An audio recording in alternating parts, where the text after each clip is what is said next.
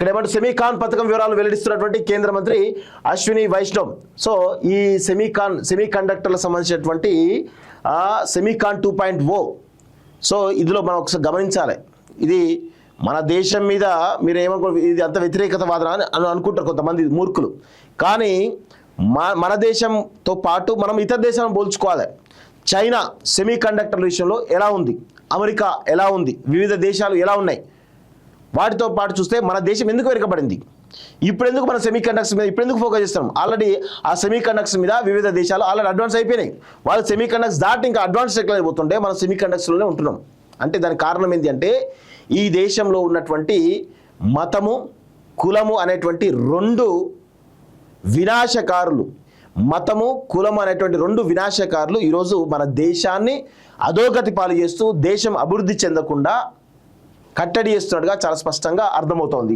So ఇక్కడ ఏమంటారు ఎవరు అశ్విని వైష్ణవ్, కేంద్ర మంత్రి అశ్విని వైష్ణవ్ ఏమంటారంటే 1,27,000 కోట్లతోటి సెమీకాన్ 2.0 62,500 కోట్లతోటి మొబైల్ ఫోన్ల తయారీ పథకం, సెమీ కండక్టర్ మొబైల్ ఫోన్ పరిశ్రమల అభివృద్ధికి కేంద్ర ప్రభుత్వం భారీ ప్రోత్సాహకాలు.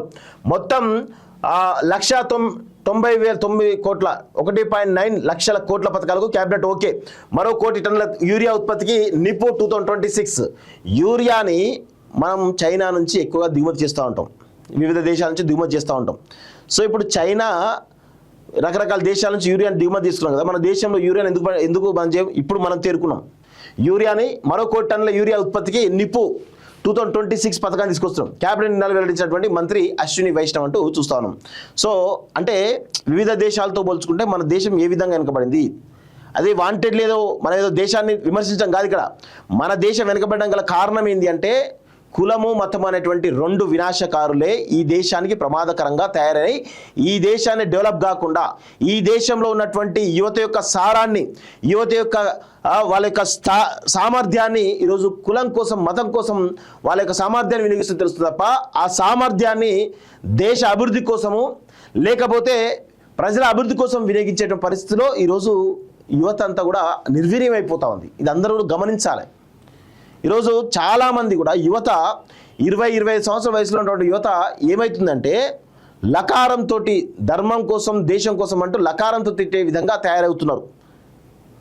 నిన్న మనం చూసినాక రమణమూర్తి గారి మీద దాడి ఏ విధంగా జరిగిందంటే ఆయన చేసినటువంటి మాటలు కనీసం డిబేట్లో పూర్తిస్థాయి మాటలు వినకముందే ఆయన చెప్పుతో దాడి చేశారు. ఇప్పుడు దాన్ని ఏమంటున్నారు, ఆయననే ప్రొవోక్ చేసిండు అని చెప్పేటువంటి ప్రయత్నం చేసి దేవీ దేవతలు తిట్టిండు అని చెప్పేసి ఒక అబద్ధ ప్రచారాన్ని చేస్తూ ఈరోజు పబ్బం కట్టే ప్రయత్నం చేస్తూ ఉన్నారు. ఇలాంటి వ్యక్తులు ఈరోజు సమాజంలో తమ యొక్క సామర్థ్యాన్ని తమ యొక్క తెలివితేటలను ఒక రకంగా వినియోగిస్తూ దేశాన్ని అధోగతి పాలు చేస్తున్న విషయం గమనించాలి. ఇక్కడ దానికి ప్రధాన కారణం ప్రభుత్వాలు కఠినమైనటువంటి చర్యలు తీసుకున్నంతకాలం ఇదే విధంగా ఉంటుంది. దేశం కోసం ధర్మం కోసం అంటూ యువత అంతా కూడా ఇక రకరకాల పెడదోరలు పడుతూ ఉన్నారు. అది చెప్పుకుంటే సిగ్గు అవుతుంది, నేను ఒకళ్ళు మాట్లాడితే కాంట్రవర్సీ అవుతుంది. ప్రపంచమంతా కృత్రిమం మీద ఏఐ మొబైల్ ఫోన్ల సాంకేతికతలతో దూసుకుపోతున్న నేపథ్యంలో ఆ టెక్నాలజీలకు గుండెకాయ లాంటి సెమీ కండక్టర్ల ఉత్పత్తిలో భారత్ను గ్లోబల్ సెంటర్గా మార్చేందుకు కేంద్ర ప్రభుత్వం కీలక నిర్ణయం తీసుకుంది.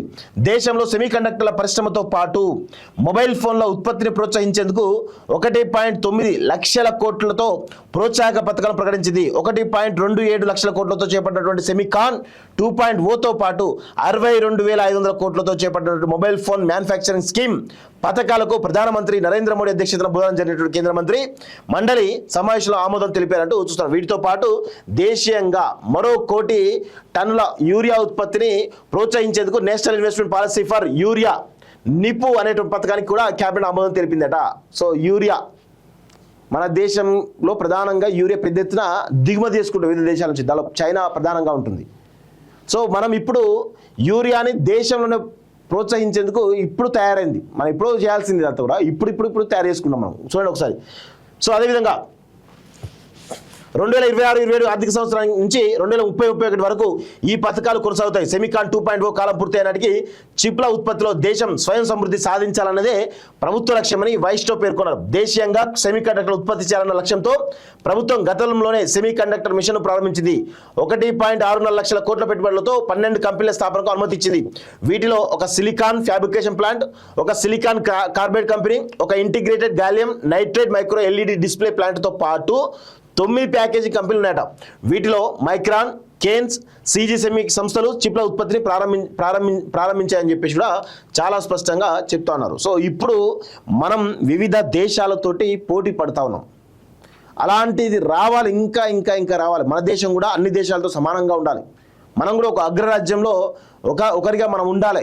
ఎవరి మీదనో డిపెండ్ కావాల్సినటువంటి అవసరం లేకుండా టెక్నాలజీని సొంతంగానే తయారు చేసుకునే విధంగా ఉండాలి. కానీ ఈరోజు ఏమవుతుందంటే ప్రైవేట్ ఆర్మీ స్కూళ్ళు, ప్రైవేటు డిఫెన్స్ సంబంధించినటువంటి మ్యానుఫ్యాక్చరింగ్ యూనిట్లు ఇలా మొత్తం ప్రైవేట్కి ఇచ్చేస్తే వాళ్ళు విదేశీ టెక్నాలజీ తోటి చేస్తూ ఉన్నారు. చైనాకు సంబంధించినటువంటి కంపెనీలు కూడా మన దేశంలో పెద్ద ఎత్తున అనుమతులు ఇస్తూ ఉన్నారు. ఈ విధమైనటువంటి పరిస్థితి మన దేశంలో ఉంది. మన దేశంలో మేధస్సు కుదరలేనిది కాదు, మేధస్సు చాలా ప్రపంచంలోనే అత్యంత నిష్ణాతులైనటువంటి ఒక మేధస్సు, తెలివైనటువంటి మేధస్సు మన దేశంలో ఉంది. టెక్నాలజీ మన దేశం ఉంది. సాఫ్ట్వేర్ ఇండస్ట్రీ, సాఫ్ట్వేర్ కంపెనీలు జాబ్ చేసేటువంటి సాఫ్ట్వేర్ ఇంజనీర్లు అంతా కూడా దాదాపు మన దేశానికి సంబంధించిన వాళ్ళు ఎక్కువ ఉంటారు. సెమీ కండక్టర్ విషయంలో మన దేశం వాళ్ళే ఉంటారు. సో ఇలా చెప్పుకుంటూ పోతే చాలా చాలా విషయాలు ఉంటాయి. కానీ మన దేశం ఆ టెక్నాలజీ పరంగా ముందుకు పోవట్లేదు. ఇప్పుడు యువత ఇక్కడ మా యొక్క సామర్థ్యాన్ని వినియోగించుకోవట్లేదని చెప్పేసి విదేశాలకు పోతున్నారు. వాళ్ళ యొక్క సామర్థ్యాన్ని, తెలివితేటను అమెరికా కోసమో, చైనా కోసమో, లేకపోతే లండన్ కోసమో, ఆస్ట్రేలియా కోసమో వినియోగిస్తూ ఈరోజు మన దేశం అలాంటి ఒక క్రీమ్ని కోల్పోతూ ఉంది. దానికి కారణం వాళ్ళకు సరైనటువంటి ఆపర్చునిటీ ఇవ్వలేకపోవడం కూడా ఒక ప్రధాన కారణంగా కనబడుతూ ఉంది.